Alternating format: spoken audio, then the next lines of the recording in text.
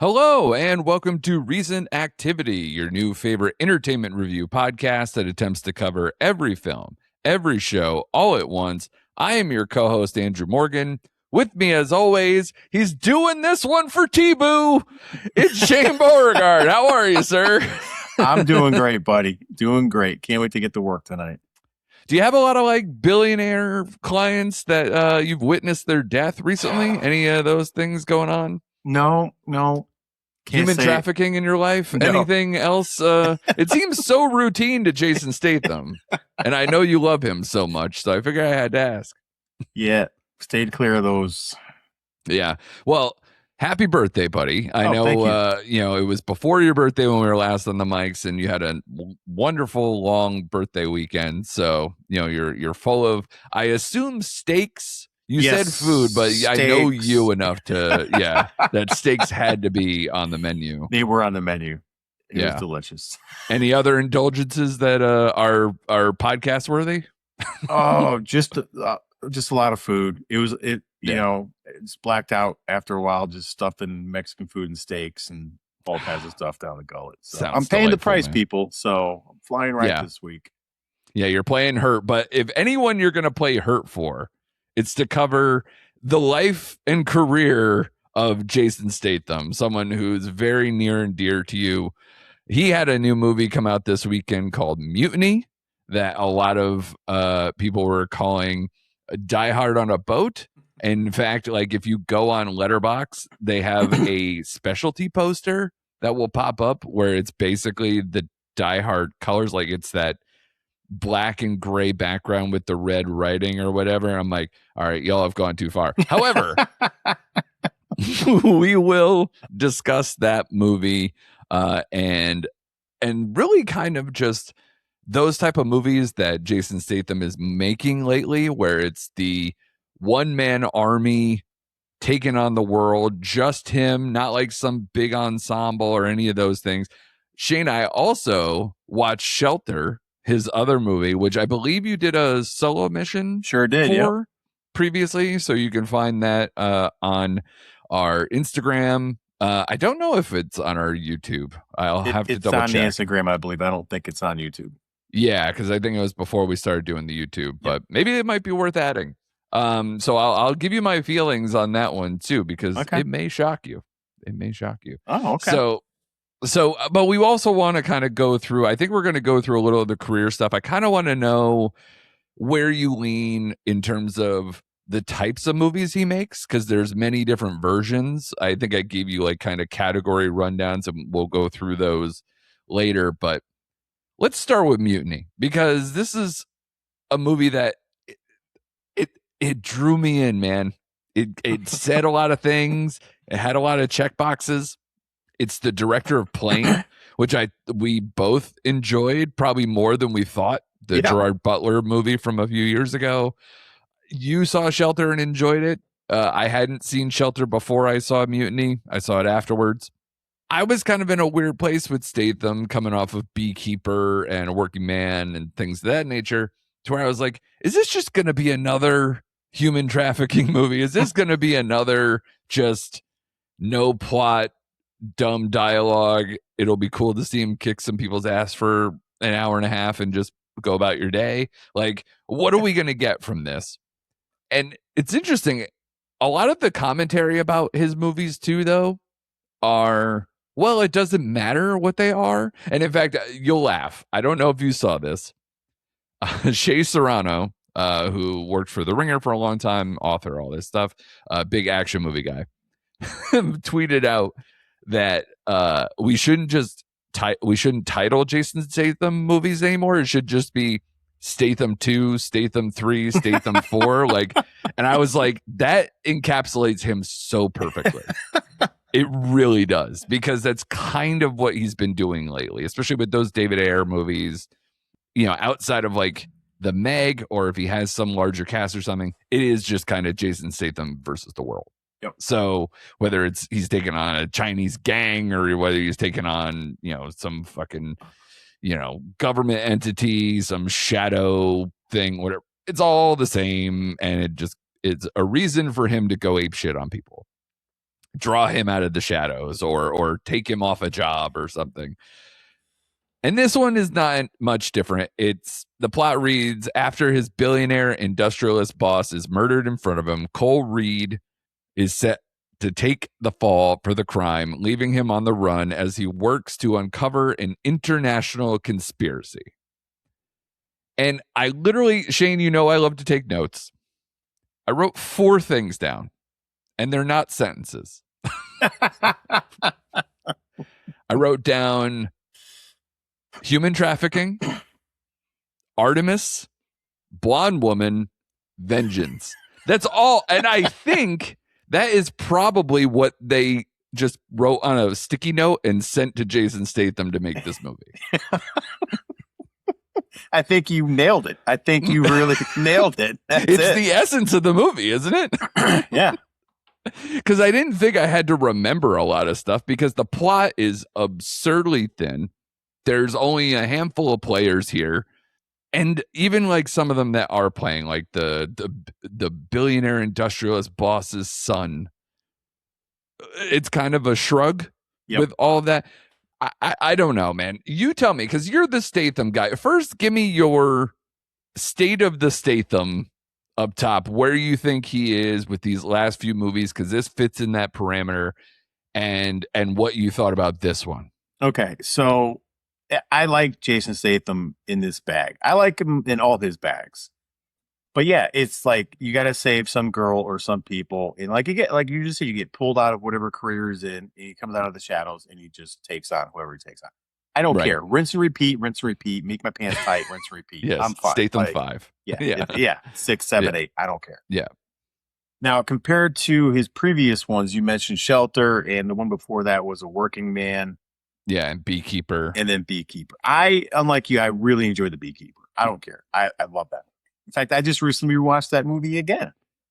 Just because you're a Felicia Rashad completist. Well, if anything. Yeah. So I was a little let down with A Working Man. I thought that was like a step below.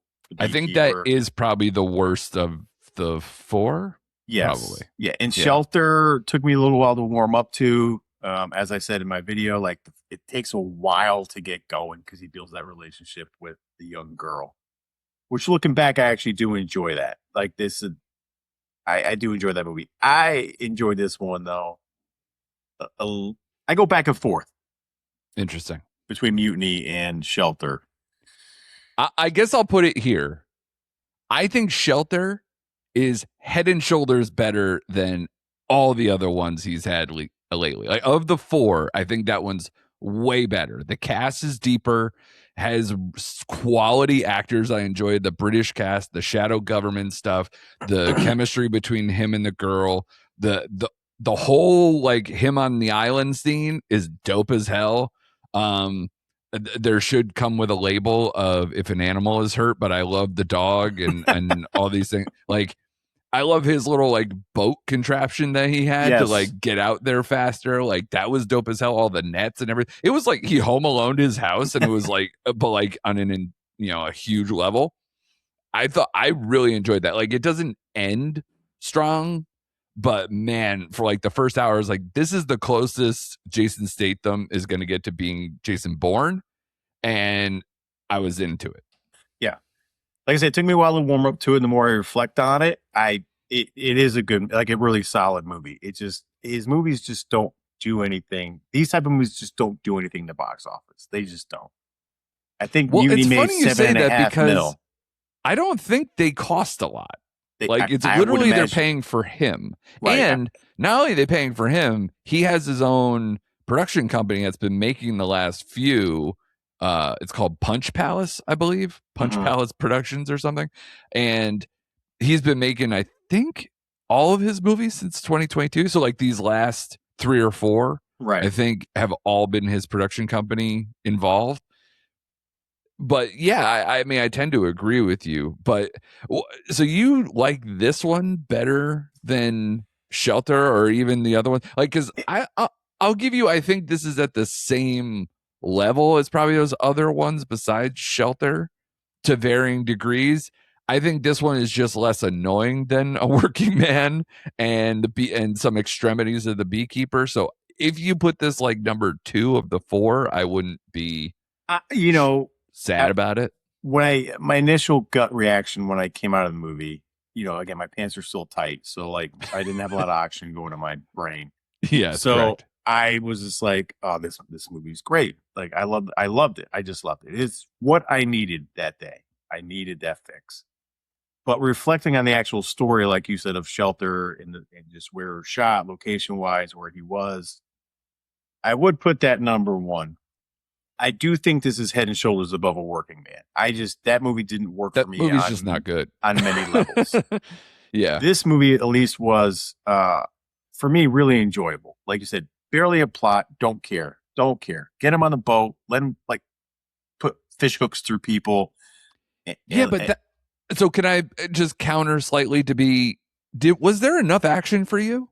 Because I felt like there were long gaps in between that didn't have a lot of action. There were gaps, but I liked the cat and mouse of him running around the boat and him hiding in places. Right. And then trying to like flush him out. So there was enough of that had me into the movie. And I did like the blonde in this movie. Yes, I don't mean to be dismissive. It's not to the level. It's not Amy Smart in Crank or anything. Right. It's a little more just. It's a pro. She's doing well. I thought she was very adequate, and she did her side. But yeah, they don't get. But this movie delivered. All right, like your daughter's not. You're missing your daughter, and you're a good person. Cool. But and this movie delivered everything I needed. Again, who cared about the billionaire's son? I even forgot like at the end on the boat. I forgot about the other guy involved, and I didn't care. Like I was like, okay, this movie could have ended right there, where he goes back to Oh, that he had to finish the job off. Yeah, the vengeance line that you threw out. Yes, yeah. He's like, what do you need? What do you want? Vengeance. Vengeance. He went straight Batman. I was like, what the hell's going on here? Yeah. But up until that point, man, I was really enjoying the ride. Like I don't know, man. Like he's just in the bag. He's like my probably favorite action guy going right now. Like when I grow up, I want to be Jason Statham. The guy's 59 years old, man. And like, what I love about him is he doesn't try in any movie. He just same accent all the time. Doesn't give a shit. Like this is it doesn't matter the context. Nope. He's always Jason Statham. Yep. And in fact, I think that's the only thing that disappoints me with him is that when he was in his early Guy Ritchie stage and like the late 90s into the early 2000s, I never thought like he can't act. I never thought he was just like the dramatic moments in these kind of movies. Yes, the writing is not the same quality as a Guy Ritchie movie or even some like kind of larger blockbuster stuff or whatever. But yeah, man, like some of these movies, I feel like I wish he had more humor or joy or levity or even when for how much I like Shelter, when it got down to the end where he had some like more dramatic scenes with the young girl, about going separate ways and doing whatever. I wanted more, and he was more the problem than the girl, and that's what caught me off guard. So, but I really loved him early on. Like Snatch is one of like the coolest movie. It's arguably one of the best, if not the best, Guy Ritchie movie. And then we'll get into his other stuff around that time, like your Italian Jobs and whatever. But he was just like kind of like calm, cool, composed, and then showed his acting chops later with some other stuff that we'll get into. But that's the only thing with the movies that he's doing by himself, and maybe it's a director thing. But I don't know. I thought he was way better for most of Shelter, but even then, like a lot of these other ones, he's not even trying anymore. And that's why I liked Beekeeper. I don't care because it's David Ayer, I think, directed that one. Well, so was Working Man. Right. So, but Beekeeper had like the quips and some of the humor lines in the over the top characters. Almost too much. Yeah. But I was like, all right, I'm in for the ride. Like all the stuff. And that's why that movie Beekeeper is probably my favorite he's done in the last several years. And yes, well, I mean, it's getting a sequel. It is. So, coming and out it made January a bunch of money. 2027. So yeah. But this movie served its purpose. Again, for what I needed, a step above Yeah, A a Working working Man? man, Yeah. and A Working yeah, Man's just obnoxious. yes, To me, that movie is just obnoxious from the get go. Like the plot, the family that he's avenging, and all this. I didn't like anybody. Like it was just like whatever. It doesn't matter. yep, Go hunt those people down to save that girl or do whatever you're gonna do. It's just bad. And the same thing with Beekeeper, where like the political and all that side, like I hated right. so much of that. That's why I couldn't vibe with that movie. But this one and Shelter, I thought that's what propped it up because Naomi Ackie and Bill Nye and all the people that I like in other things, they took it seriously enough and said and the writing wasn't deplorable as some of the other Statham movies can be, and I just rode with it, and that's why it was enjoyable for most of that movie. What would you, I guess, rate this one before we move on? Well, this is the ultimate Shane rating. I was here we go. Yeah, I gave this one a 3.5. So then you did, because I think I went back and looked at your scores on some of the other Statham stuff on Letterboxd, and a lot of them you gave threes, including Shelter, I believe. Okay. Yeah. Yeah, So I guess I this is should where have I'm looked giving that you a up. little side eye with that go 3.5. ahead. Go ahead. I think that's birthday weekend 3.5. I hope you go back and at least knock it back down to a 3 like everything else. But yeah, Fair enough. Fair Yeah. enough point. that's your full of steak and Mexican and food baby, the whole thing. So let's get into the categories a little bit, Shane. Okay. As I noted, my favorite version probably of Statham, for the most part, there are some outliers, is his Guy Ritchie movies. So that's kind of the cheat code. I mentioned this last week where, to just say, like, if I said to you, give me your top 5 Statham, for me, I'd have, 3 of them at least be Guy Ritchie movies. So that's where I was just like, that sounds boring. So I kind of want to just go into the categories and maybe you can kind of pick some favorites along the way. And then if you have like an ultimate favorite, maybe we can get there. But so the Guy Ritchie movies, he starts with Lock, Stock, and Two Smoking Barrels. Then he goes Snatch. He has Revolver, which is a movie I have not seen and didn't remember existed. Did you see that one? I did. Okay. Would you recommend it? Yes. Okay. All right. I will have to go find that. I honestly, I saw it there and I went, what? So, and that's, I think like, 03 era or something. Yeah, it's still pretty early. It's early 2000s. Yeah. And then of course he came back with Wrath of Man, and then his most recent one being Operation Fortune, Ruse de Guerre, getting to be more and more in the ensemble or, more of a supporting thing in these movies for the most part. Snatches and Wrath of Man are probably his most prominent ones with Ritchie. And I think they're better off for it. I think he's great in those movies. And if I had to pick a favorite, it'd be hard. I'd probably go Snatch because that's just an iconic one. And it's, like I said, it's probably my favorite Guy Ritchie movie on top of everything else. But Wrath of Man is right there. So which one would you choose here? For me, I'm kind of taking Snatch off the table because that's in my top 20 movies of all time.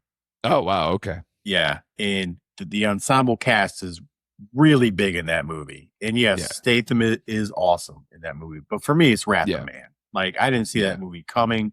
Yes, it is more of an ensemble cast, but he is like the lead in that ensemble cast. Like, it's his quote unquote movie. Yes. And that movie took me by surprise. I love that movie. Like, that was like, oh man, like, give me more of this. Give me more. I wish they did. Yeah. And I think Wrath of Man dovetails one to where I was telling you the one that doesn't kind of fit the categories is The Bank Job. And I think those two movies are probably the best of, like, he's a leading man. It's the type of movie he wants to do. It's like the perfect storm of the Guy Ritchie experience to me. But we can see where those things lie. Do you at least agree with that? Oh yeah, absolutely. Like, Bank Job is the one we always talk about. We go back, what's the best, like, Statham movie? Yeah. It's underrated in my mind. A lot of people still haven't seen it, but that's like the movie you point to, like, oh, he can act a little bit. Like, he's not like just this chop sock and kick and kill people kind of guy. Yeah, if I had to say like his best acting performances, a lot of them are in the Richie ones or Bank Job. Yep. Agree. And there might be certain exceptions as we get along here, but most of those are going to be smaller roles, maybe along the way. So then I have the next category, franchise films where he's co-star or ensemble. Basically, that's the Expendable movies and the Fast and the Furious movies. Hobbs and Shaw is the closest he is to being like a prominent piece, as far as like a lead, co-lead kind of a thing with The Rock there. Do you have a favorite of any of those films? Or even if you had to pick which franchise you like him better in? Okay. He has a minor role, so he is part of an ensemble cast. This is going to surprise you because I would go Expendables over Fast and Furious all day, every day, right? Okay. But one of my favorite Statham supporting roles is in Spy. So that's a different. Yeah, it is. That is probably in that other category. Okay. Of I have prominent supporting roles. Okay, then I would definitely go Expendables. Okay. Yeah, for sure. Because Spy is not a franchise, unfortunately. Like they didn't actually follow up with that one. And for me, like the Hobbs and Shaw movie just didn't work for me. Like it just was too bloaty. It took forever. Like it just ran too long. Totally. So I go Expendables, man. Like give me all the old action stars and Statham. You know me. Yeah. I shouldn't be surprised at all with that answer. So now we have franchises where he's the lead. Now, these are basically like kind of like the next category is leading man, one man army with no sequels. These are basically like the ones that where those movies succeeded and they got sequels along the way. So you're talking Crank, The Meg, The Transporter, and Mechanic movies. And soon Beekeeper will join that. So I guess if you want to toss in that too.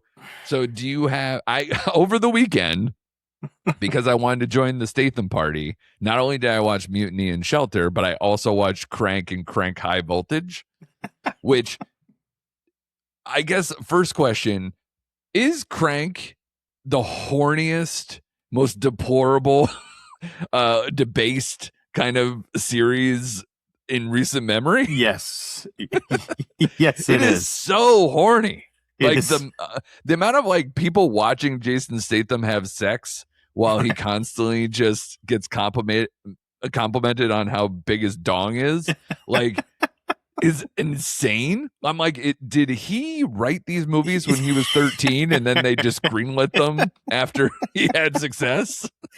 Yeah, because the concept is just insane, and like you said, the sex scenes are crazy. I mean, the second one is even crazier. It's a very frantic franchise. Just it's nuts.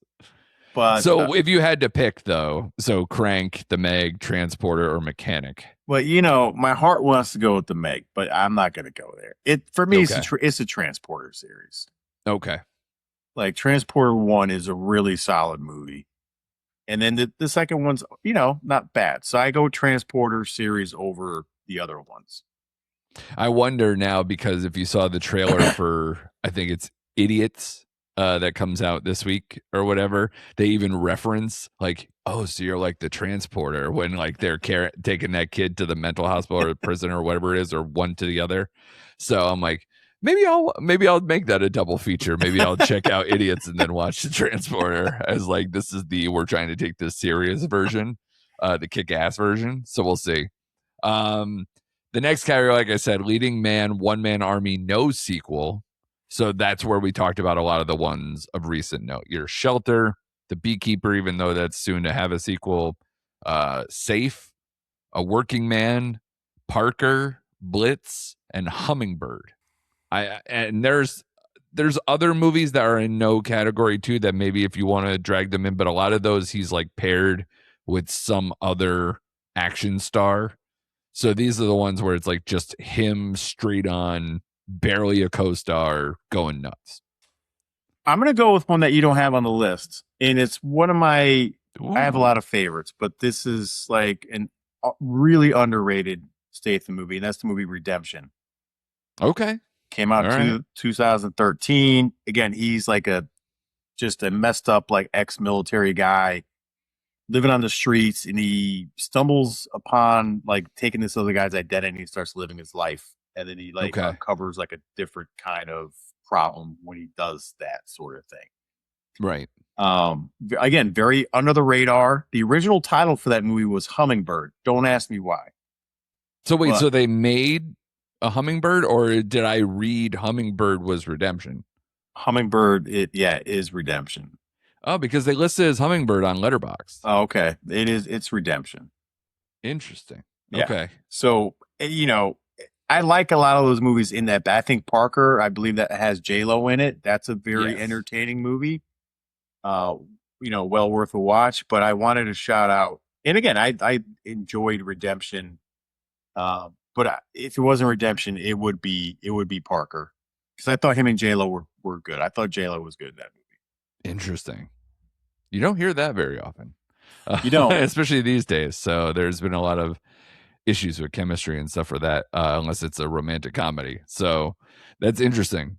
And then the last category I have here is prominent supporting roles. So that was more earlier on in his career.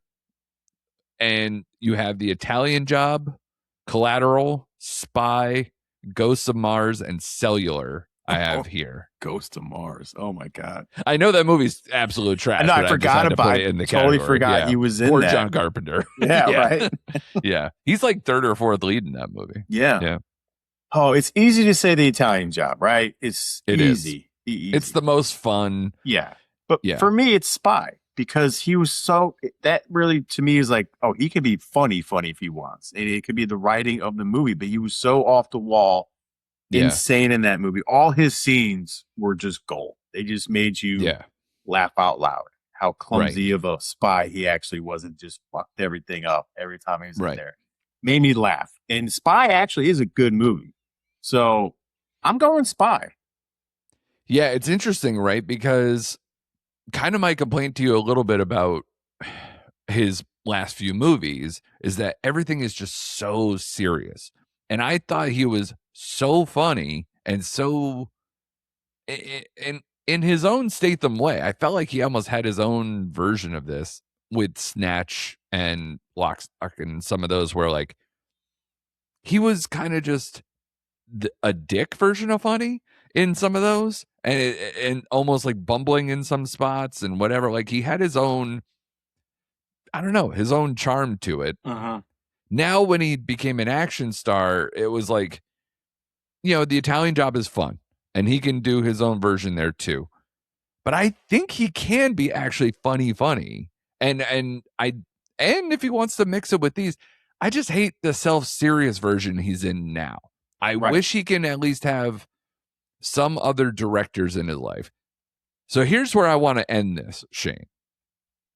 Are we going to finally get that? Because of what I sent you. His next movie in 2027 is a David Leitch movie coming. It was Bullet Train and Fall Guy were his last two, right? Yep. So he's looking for a little bit of a comeback here, a little bit, maybe a higher thing. I believe it's called Jason Statham Stole My Bike. It is. Where he's playing himself. And I'm like, oh my God, is this like unbearable weight of massive talent Jason Statham version? Coded? We could only hope. I'm really hoping. Because that Nicolas Cage movie we both love. And the cast of Jason Statham, just the title alone. Oh yeah, I'm in. Like you don't like. I don't even need to see a trailer. No, I don't. And I think it co-stars. I'm looking at it. Stars Hannah Waddingham. Yes. Yeah. Who was in Fall Guy? So that makes sense. Yep. So and I liked Fall Guy. It got beat up in the box office. I enjoyed it. I liked David. There's some side character stuff that bother me. There it's is, too long, but overall, otherwise it's fine. Yeah. So with that director and him trying to like get a little bump up, because Bullet Train is phenomenal. Love Bullet Train, but yeah, just based on the title alone, and I'm all in. Like I'm all in. Yeah. You kind of almost knew this was coming because he's already playing Jason Statham in every movie. So why not actually play Jason Statham in a movie? And again, it solves the problem of like, can this be cheekier and funnier and kind of, meta and all these other things that would just be kind of so cool and would bring him back into some of the things that we like about him from his earlier days, mixed in with where he kind of stands with his action stuff. I definitely believe it, just based on the Bullet Train movie with Brad Pitt. Like, he had some funny lines in there, and it was like just fun action and like fun Yeah. characters. Even the same thing with the Fall Guy. Like, Ryan Gosling's character was funny. You know what I mean? So Yeah. I think based off those two, his leading man is going to be like that quirky, funny type. So I don't expect anything. I'd be shocked if it was anything other than that. Absolutely. I am definitely looking forward to that coming out next year. Do you have anything else here that you want to say about your man before we wrap this up? Yeah, just keep making Statham 9, 10, 11, 12. No, again, Yeah. he's been doing this now for 20 something years. Yeah. Like, if he did these movies in the 90s, we'd be talking about him in the same breath as like, definitely eclipses anything John Claude's done, Steve Seagal's done. Like, he'd be up there as like the best action movie star of like the 80s and 90s if this was like, take these movies and put them there. Yeah. We always say, oh, who's the best action stars these days? Statham, I don't want to say he goes under the radar, but people always bring up other actors. Like, and I'm like, oh, Statham has like a library of just constant work. Well, yeah. I mean, here's the thing, right? Is like, he's the only one who's been doing it for so long and is kind of his own version of this. Like, Alan Richardson is still kind of early in his career. Yep. And, again, Statham never did TV really. So like, doing Reacher kind of makes him kind of a different type of star, right? Yep. I know everything is different nowadays where a lot of Hollywood people are doing TV shows, but to be that kind of a TV thing, that's a little different. And then you have a lot of these stars that used to do other things that are now just being action stars, like your Liam Neesons, your Bob Odenkirks. I'm sure there's other examples. Do you have other people in those mind? Are the two that always jump to my mind. Bob Odenkirk, memory anyway. Especially because, not to go off on a side path here, but like, after watching Nobody in Normal, it's like he shouldn't be an action guy. Like, no, but he makes it work. Like, he does. The scripts in the movies make it plausible and makes it work. Yeah. But he keeps trying to do kind of the same thing where it's kind of this unassuming guy that gets unlocked. So I wonder if he's going to if it's too stereotypy after a while. Right. We'll have to find out. But again, Statham's doing that and we keep winding up for that too. So let's see. And then Liam Neeson kind of, the post-Taken version of him kind of is repetitive a little bit. And then you have your Keanu, where like Keanu, only because of like John Wick, makes him more of this action star, but he keeps going back and doing other things. Right. But Keanu started off like with, Speed and Johnny Mnemonic. Point Break, which are kind of actiony films. Yeah. And then just John Wick blew him up to a point where it's like, okay. He's always gone back and forth though. Right. Because he's even been doing comedy stuff. He did Good Fortune. He did Always Be My Maybe in that small role. So Keanu's just Keanu. Yeah. As far as you mentioned the old school version of this, your Van Dammes, your Seagals, and all those. I think he's the only modern equivalent. Like, unless you're talking about, guys who we like who are in like the Asian markets or known for kung fu stuff. Right. That leans, Chuck Norris and all those other ones too. But like, what is it, Timu and all the raid guys, like all those kind of offshoots and whatever. And then, you loved The Furious this year, and there's other people that maybe are gonna start coming out of the woodwork. Because over the years, like, is he more equivalent to like guys like Jet Li and Chow Yun Fat and stuff like that, more than probably some of his contemporaries now? I'd put him in that. It's tough. That's tough to say because I feel like what you just said is probably its own little separate category. Right. You would think. But I would put him in there with like the Jet Lis and things of that nature. Again, like again, Yeah. he is like the modern day version of like what we grew up with. That's Right. he does it better than better than like Van Damme, the second tier guys. You know, Right. Yeah, because action movies have kind of, outside of probably David Leitch, who we just brought up, or like the John Wick stuff, in which Leitch had a part with before that went further. There's not a lot of like it mostly went into like fantasy or other genres, or comic book or any of these things where those are the action movies of of this century mostly more than and Fast and the Furious has its own version of that, but it's not like how Statham does it either, even though he's been involved in it. I think too, like you just said, like modern day action movies like Statham's doing now, it's almost running parallel what we complain with like studio comedies. Right. They're just not, because like you said, a lot of the action stuff now is like from the Marvel universe or DC universe, the comic booky stuff or offshoots of that. There's very Yeah. few and far between where you get people like this just doing the straight up action movie, Yeah. without like the Fast and Furious stuff and big ensemble casts and whatnot. Yeah. Hemsworth with Extraction is Yes, is getting decent. Yep, there. it's getting there. Because that leans closer to like Alan Richardson, big brooding guy, taking out people. But Yep. yeah, Statham is interesting because if you saw him in Snatch, you're not like, that guy's going to be an international ass kicker. No, you wouldn't. No, because he's like in a trench coat. He's, got, kind of scraggly, like he's not like jacked back then. But it's from the Italian Job era further that it's just, he became this kind of like, he started to get more swole. He started to get more, he's always been interested in martial arts from what I understand. Yep. But then it became his whole life, his whole career. So he's an interesting guy. And I do enjoy, I will still keep coming to the table for these movies, partially because I think we enjoy them, but we're also kind of in on the joke here too, of a sort, because they are self-serious, but at the same time, when you watch the trailer, you just kind of giggle to yourself, like, yeah, let's fucking go. Yeah, all right, yeah, whatever. yeah.